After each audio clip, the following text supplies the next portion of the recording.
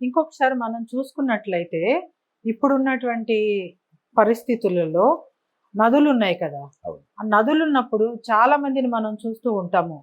నదుల దగ్గరికి వెళ్ళినప్పుడు కూర్చుంటాము, తినడానికి తినుబండారాలు పట్టుకెళ్తూ ఉంటాము. పట్టుకు వెళ్ళి తినడమే కాకుండా ఆ మిగిలిపోయినటువంటి తినేటటువంటి ఆహార పదార్థాలు కూడా తెలిసి చేస్తున్నారు అనుకోవాలా, ఇక్కడ తెలియక చేస్తున్నారు అనుకోవాలా కూడా అర్థం కాని పరిస్థితిలో ఉంది.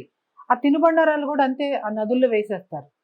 ఇది ఎంతవరకు కరెక్ట్ అని మీరు అంటారు అంటే చెప్పండి? నిజంగా చెప్పాలంటే ఒక మాట గతంలో పల్లెటూర్లలో ఒక చెరువులు ఉండేవి. ఆ చెరువులోనే రెండు ఉండేవి. ఒకటి మంచినీళ్ళ చెరువు అని చెప్పేసి, ఇంకోటేమో వాడుకునే చెరువు అని చెప్పేసి రెండు చెరువులు ఉండేవి. ఈ మంచినీళ్ళ చెరువుల్లో దాంట్లో వాళ్ళు ఏమి మందులు అవన్నీ వేసేవాళ్ళు కాదు. ఈ ఇళ్లలో ఉన్న ఆ పల్లెటూరులో ఉన్న ప్రతి ఒక్కరు కూడా ఆ మంచినీళ్ళ చెరువు దగ్గరికి వెళ్ళి ఈ బిందెల్లో తీసుకెళ్ళి ఆ చెరువులో నీళ్ళు ముంచుకుని నిత్యావసరాలకు వాడుకునేవాళ్ళు. అంటే తాగడం కానీ లేకపోతే ఇంట్లో వంట వండుకోవడం కానీ చేసేవారు. అంత శుభ్రతంగా ఉండేవి చెరువుల్లోని నీళ్లు అంత శుభ్రంగా ఉండేవి. ఇంకా నదుల వరకు వెళ్తే అది ఒక మహా పవిత్రంగా భావించేవాళ్ళు. ఆ నదుల్లో నీళ్లు శుభ్రంగా తాగేసేసి ఆ నదులలో నీళ్లు జల్లుకుంటే మహా పవిత్రంగా మారుతామేమో అనే భావం వచ్చేది.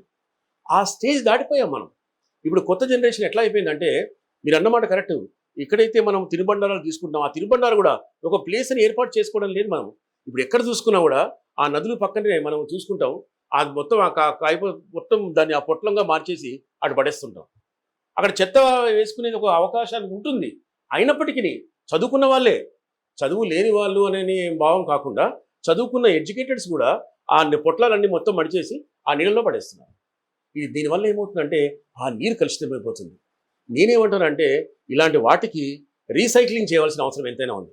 మీరు ఇప్పుడు ఉదాహరణ తీసుకుంటే ఇప్పుడు హైదరాబాద్లోనే ఇబ్రహీంపట్నంలో కానీ లేకపోతే ఇంజాపూర్లో కానీ లేకపోతే హైదరాబాద్లో చాలా చాలా ఏరియాలలో చాలా చెరువులు ఉన్నాయి. ఆ చెరువుల్లో ఉన్న నీరు కలుషితం కాకముందే దాన్ని రీసైక్లింగ్ చేసి ఆ ఏరియా ప్రాంత వాసులకే వాడినట్లయితే వాళ్ళకు ఒక అవగాహన ఏర్పడే అవకాశం ఉంది. ఏంటంటే మనం ఈ నీళ్ళు తాగుతున్నాం కాబట్టి దీంట్లో మనం చెత్త వేయకూడదు అనే మినిమం సెన్స్ తోటి వాళ్ళు వేయకుండా ఉంటారని చెప్పి నా యొక్క ఆలోచన. ఈ విధంగా ప్రభుత్వం వారు ముందుకు రావాలి, రీసైక్లింగ్ చేయాలి. ఇంకొక విషయం ఏంటంటే హైదరాబాద్లో ఉన్న చాలా చెరువులు, ఇప్పుడు సఫిల్గూడ చెరువు కానీ ఈ జీడిమెట్ల చెరువు కానీ లేకపోతే ఎక్కడ చూసుకున్నా కూడా దాదాపు ఒక 50-60 చెరువులు మొత్తం కూడా ఇల్లు అయిపోయినాయి. అక్కడ చెరువులు లేవు, కనబడడం లేదు. అది ఎవరు తప్పు అంటే మనం ఏం చెప్పలేము. మనం చెప్పవలసింది ఏంటంటే మన మన కళ్ళుని మనం పొడుచుకుంటున్నాం.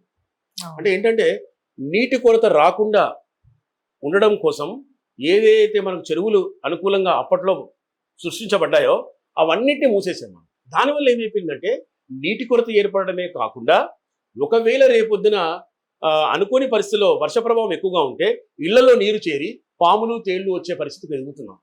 మనం పాములు తేళ్లు ఇంట్లోకి వస్తున్నాయని చూస్తున్నామే తప్ప ఈ గతంలో ఇది చెరువు, ఈ చెరువులో మనం ఇల్లు కట్టుకున్నామనే పరిస్థితి ఎవరు ఆ స్థాయికి ఎదగడం లేదు. ఇది దౌర్భాగ్యమే కదా. దాన్ని ఎవరిని నిందించాలి మనం? ఆ పరిస్థితిలో అక్కడ ఇల్లు కట్టుకునే అవకాశాలు ఎలా కల్పించారు? దీన్ని యువత ప్రశ్నించాలి. నేనేమంటున్నానంటే మన యువత అలాంటి వాటికి దూరంగా ఉండాలి. ఆ యువత అలాంటి వాటిని ప్రశ్నించాలి. రాబోయే తరం వారికి తప్పకుండా ఈ నీటి కొరత రాకుండా ఉండాలంటే ఇలాంటివి ఇప్పుడు జరిగినాయి ఇక ముందు జరగకుండా తప్పకుండా రక్షించుకోవాల్సిన అవసరం మన ప్రతి ఒక్క యువతకు ఉంది, అందరికీ కూడా ఉందని నా భావం. పంచభూతాలను చూసుకున్నట్లుగా అయితే సార్, పంచభూతాలు వాటిపైన అవి చేసుకుంటూ వెళ్తూ ఉంటాయి. కానీ మానవులైనటువంటి మనమే పంచభూతాలను కూడా మనం కలుషితం చేస్తున్నాం. మనం ఇప్పుడు నీరు అలాగే అయిపోయింది, గాలి కూడా అలాగే అయిపోయింది. ఒక్కళ్ళకు కూడా మరి మనందరం చదువుకున్నటువంటి వాళ్ళమే పోయిన మనం గతంలో చూసుకున్నట్లుగైతే ఒక 30 సంవత్సరాలు 20 సంవత్సరాల క్రితం చూసుకున్నట్లుగైతే ప్రశాంతమైనటువంటి వాతావరణం, ప్రశాంతమైనటువంటి గాలి, స్వచ్ఛమైనటువంటి నీరు లభించేది. ఇప్పుడు మరి అలాంటి అవకాశం లేకుండా పోయింది. ఎందువల్ల అంటారు? చూడండి, మీరు అదే కాలుష్యం కూడా విపరీతంగా పెరిగిపోతుంది. ఏంటంటే గతంలో ఒక ఇంట్లో ఒక సైకిల్ ఉండేది, చాలా సంతోషపడేవారు. ఆ కుటుంబం పెద్ద ఆ సైకిల్ని వాడుకునేవాడు. ఆ తర్వాత ఆ ఇంట్లో ఉన్న యువకులు ఎవరైతే పిల్లలు పెద్దవాళ్ళు అయ్యారో ఆ సైకిల్ని దాన్ని చేసేవాళ్ళు. దాంట్లో కాలుష్యం ఏమీ ఉండేది కాదు. ఆ తర్వాత రాను రాను కాలక్రమేణా ఒక బైక్ కొనుక్కుంటున్నారు. ఆ బైక్ తండ్రి అనేవాడు, ఒక తండ్రి హెడ్ ఆఫ్ ద ఫ్యామిలీ ఎవరైతే ఉన్నారో అతను బండి కొనుక్కుంటాడు. ఆ బండి కొనుక్కున్న తర్వాత పిల్లలకు కూడా ఖాళీగా ఉన్నప్పుడు ఆ పిల్లలు వాడుకుంటారు. ఇది ఈ విధంగా నడిచేది. దానివల్ల కాలుష్యం వచ్చేది కాదు. ఇది రాను రాను ఎలా అయిపోయిందంటే ఒక ఇంట్లోనే ఒక నలుగురు ఉంటే, అంటే మదర్ ఫాదర్ ఒక 2 కొడుకులు ఉంటే ఆ ఇంట్లో 4 ఉంటున్నాయి బళ్ళు, 2 కార్లు ఉంటున్నాయి, ఆ ఇద్దరు పిల్లకి 2 బండ్లు ఉంటున్నాయి, ఆ తండ్రి గారిది పాత బండి ఒకటి ఉంటుంది రెడీగా. దీని అందరినీ యూజ్ చేస్తున్నారు. ఈ విధంగా ప్రతి ఇంటికి ఇన్ని ఇన్ని ఈ విధంగా వెహికల్స్ అయితే మరి కాలుష్యం ఎట్లా అయిపోతుంది చెప్పండి. ఇప్పుడు ఢిల్లీ చూడండి మీకు, మన గొప్ప మన దేశ రాజధానిలోనే ఈరోజు కాలుష్యం ఉందని చెప్పేసి మొత్తం కార్లలో ఎవరైతే ఉన్నారో దాని టైం అయిపోయిందని చెప్పి చాలా బ్యాన్ చేసి పడేశారు.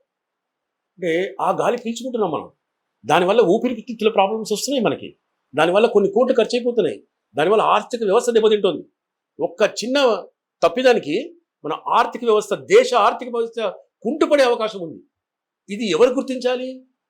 ప్రతి ఒక్కరు గుర్తించాలంట నేను. మన దేశ ప్రజలు ప్రతి ఒక్కరు, యువతతో పాటు సామాజికవేత్తలు కానీ, ఆర్థికవేత్తలు కానీ, లేకపోతే రాజకీయ నాయకులు కానీ, ప్రతి ఒక్కరు సోషల్ యాక్టివిటీస్ చేసేవాళ్ళు కానీ ప్రతి ఒక్కరు గుర్తించి దీన్ని అవగాహన చేయాలి. ప్రతి మీటింగ్లో మనం చర్చించుకోవాలి. ఈ విధంగా చర్చించుకుంటే యువతకి రేపు పొద్దున దీని మీద అవగాహన ఏర్పడే అవకాశం ఉంది. ఇప్పుడు చూసండి మీరు, ప్రతి ఒక్కటి ఎక్కడ చూసినా కూడా బండ్లు విపరీతంగా, ఎవరు అడిగే పరిస్థితి కూడా లేదు. కాలుష్యం, విపరీతమైన కాలుష్యం. దానికి తగ్గట్టు పెట్రోల్లో, డీజిల్లో కల్తీ, దానివల్ల కూడా కాలుష్యం. దీనివల్ల ఏమవుతుందంటే రాను రాను మానవ మనుగడకి దెబ్బతినే అవకాశం ఉంది, మానవ ఆరోగ్యాలు దెబ్బతినే అవకాశం ఉంది. ఈ రోజుకి 50% అయిపోయింది.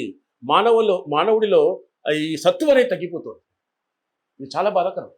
ఒకప్పుడు మీరు చూడండి, ఒక 50 ఏళ్ళు 60 ఏళ్ల కింద మనం చాలామంది ఏమనేవారంటే, మేము రాగి సంగటి తినేవాళ్ళం, జొన్న సంగటి తినేవాళ్ళం, జొన్న రొట్టె తినేవాళ్ళం, మేము ఆ సంగటి తిని ఈ విధంగా బతికేవాళ్ళం అనేవాళ్ళు.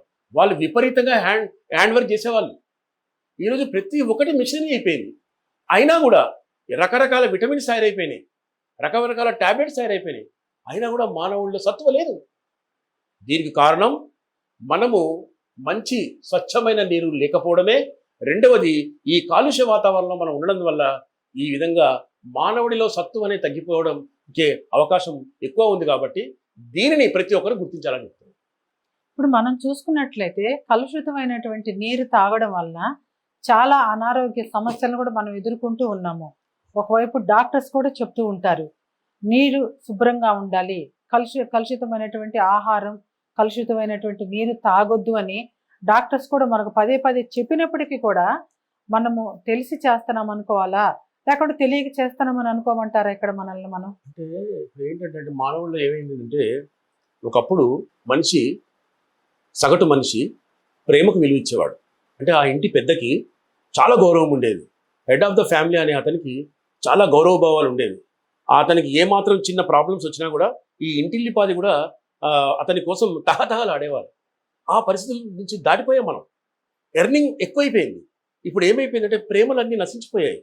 ప్రతి ఒక్కరికి డబ్బు ఆశ పెరిగిపోయింది. ఈ డబ్బు ఆశ అనేది ఎట్లా అయిపోయిందంటే ప్రతి ఒక్కరు, ఇప్పుడు ఒక విధంగా ఎగ్జాంపుల్, మనం చిన్న ఎగ్జాంపుల్ తీసుకుందాం. ఎగ్జాంపుల్ తీసుకుంటే తల్లి ప్రేమ కూడా డబ్బుకు దాసోహం అయిపోయింది. గతంలో ఒక 4 పిల్లలు ఉన్న తల్లి ఏం చేసేదంటే, ఆ 4 పిల్లలు ఒక అబ్బాయి సంపాదన లేకుండా, పక్కకి ఏదో సంపాదన లేకుండా 3 పిల్లలు సంపాదిస్తున్నారు, ఈ అబ్బాయి సంపాదించకుండా అతనికి ఉద్యోగం దొరకలేదు అనుకోండి. ఆ అబ్బాయి కోసం ఆ తల్లి ఏం చేసేదంటే, అయ్యో పాపం వీడికి ఉద్యోగం లేదు అని చెప్పి ఆ ఇంట్లో ఉన్న వంటకాలు సపరేట్గా ఆ పిల్లవాడికి తీసి పెట్టేది. ఎందుకంటే ఈ సంపాదించే వాళ్ళు ఎలాగో తింటారు, పాపం వీడికి ఏమీ లేదు కదా అని చెప్పేది. ఆ భావం ఉండేది. ప్రస్తుత పరిస్థితులు ఎలా అయిపోయినాయంటే, ఎవరైతే సంపాదించడం లేదో అందరూ కూడా అతని మీదే ర్యాష్ అయిపోతున్నారు. అతనికి సరిగ్గా తిండి పెట్టట్లేదు. ఎందుకు అనంటే డబ్బు సంపాదన అనేది ముఖ్యమైపోయింది. డబ్బుతోటే ప్రపంచం నడిచే పరిస్థితి ఏర్పడిపోయింది. ప్రతి ఒక్కరు కూడా డబ్బుకు దాసోహం అయిపోయారు. దీనివల్ల ఏమిటంటే సమాజానికి ఒక రాంగ్ మెసేజ్ వెళ్ళిపోతుంది. ఒక ఇంట్లో 4-5 సంపాదిస్తుంటే ఆ డబ్బు కూడా వారికి సరిపోవడం లేదు. ఆ గతంలో హెడ్ ఆఫ్ ద ఫ్యామిలీ ఏదైతే సంపాదించేవాడో వాళ్ళే పిల్లల్ని చదివించేవాడు, ఇంట్లో అన్ని సమకూర్చేవారు. ఆ విధంగా ఇల్లు మొత్తం కూడా నడిచిపోయేది. ఇప్పుడు అలా ఇంట్లో 5 సంపాదించినా కూడా ఇంకా వెలితి ఏదో ఉంది, ఇంకా ఏదో కావాలి, ఇంకా ఏదో ఏదో ఏదో కావాలనే తహతహలు ఆడుతున్నారు. కాబట్టి దానివల్ల చాలా నష్టపడే అవకాశం ఉంది. ఈ డబ్బు వల్ల ప్రతి ఒక్కరు కూడా ఏం చేస్తున్నాం అనే విచక్షణత కోల్పోతున్నారు. విచక్షణ జ్ఞానం లేకుండా పోతుంది.